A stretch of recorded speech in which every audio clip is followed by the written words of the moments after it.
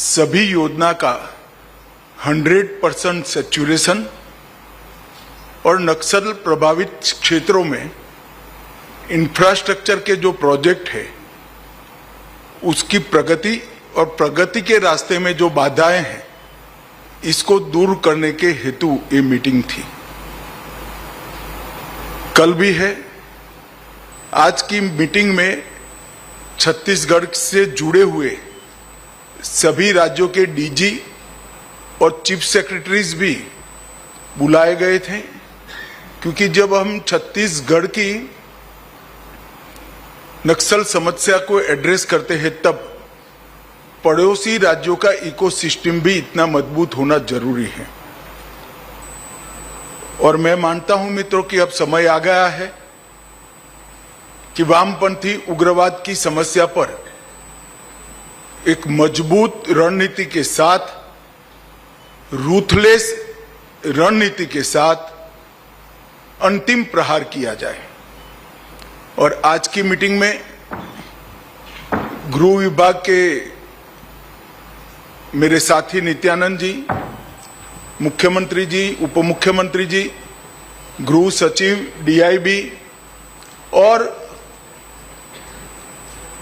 भारत सरकार के सभी सीएपीएफ के डीजी उपस्थित थे। हम सबका मानना है कि ये वामपंथी उग्रवाद हमारे देश की लोकतांत्रिक व्यवस्था के लिए सबसे बड़ी चैलेंज है। विगत 4 दशक में वामपंथी उग्रवाद के कारण करीब करीब 17,000 लोगों की जान गई है। 17,000 लोग, चाहे वो नक्सल आंदोलन से जुड़े हुए युवा हो, चाहे सीएपीएफ के जवान हो, चाहे आम नागरिक हो, 17,000 लोगों का जान इस समस्या के कारण गया है।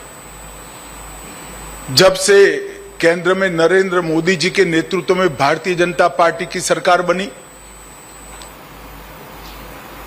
इस समस्या को चैलेंज के रूप में स्वीकार किया गया, दोनों दृष्टि से।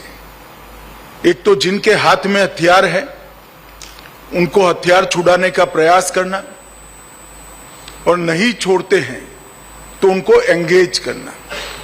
और दूसरा, एक क्षेत्र में विकास का जो अभाव दिखाई पड़ता था, व्यक्तिगत विकास, गांव का विकास और क्षेत्र के विकास, ये 3 लिंब में ये पूरे क्षेत्र को विकास की दिशा में पूरे देश के अनुरूप एक स्तर पर लाना। और दोनों क्षेत्रों में, दोनों परिस्थितियों में बहुत अच्छा डेवलपमेंट हुआ है। मैं डिटेल आपको बाद में बताता हूं, परंतु आज भारत सरकार बस्तर से बीजापुर और दंतेवाड़ा से लेकर धमतरी तक पूरे क्षेत्र के विकास के लिए कटिबद्ध है और उसको वामपंथी उग्रवाद से मुक्त कराने के लिए भी कटिबद्ध है। कई अचीवमेंट हुए हैं। 2022 में एक साल ऐसा आया कि जिसमें 4 दशक में पहली बार मृत्यु की संख्या 100 से नीचे गई। 2014 से 24 तक सबसे कम वामपंथी उग्रवादियों द्वारा की गई घटनाएं दर्ज की गई। टॉप 14 नक्सली लीडर्स को न्यूट्रलाइज किया गया है। इसके अलावे हमने वामपंथी उग्रवाद की जगह, इसकी विचारधारा की जगह विकास का विश्वास लोगों में जनरेट करने में भी हमने सफलता प्राप्त की है। हमने 2 उद्देश्यों से काम किया। पहला, नक्सल प्रभावित क्षेत्रों में रूल ऑफ लॉ एस्टैब्लिश करने के लिए प्रयास करना, और दूसरा, जो विनाश सर्जित हुआ था इसके कारण सर्जित हुई विकास की खाई को भरकर विकसित क्षेत्र बनाना। और मुझे हर्ष है कि कई राज्य 2019 से लेकर 24 तक नक्सल प्रभावित क्षेत्र के नाम से तमगे से मुक्त हुए हैं। बिहार, झारखंड, उड़ीसा, आंध्र प्रदेश, तेलंगाना, मध्य प्रदेश और कमोबेश महाराष्ट्र भी, ये सारे राज्य महाराष्ट्र का एक जिला छोड़कर नक्सल समस्या से मुक्त हुआ है। मैं मानता हूं कि ये भारत सरकार का बहुत बड़ा अचीवमेंट है।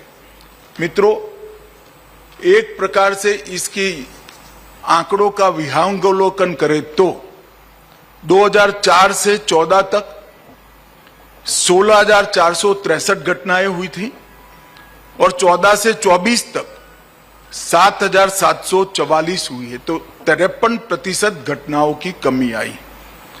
नागरिकों और सुरक्षा बलों की मृत्यु में पहले 10 साल में 6617 सुरक्षा कर्मी और नागरिक मृत्यु हुआ था।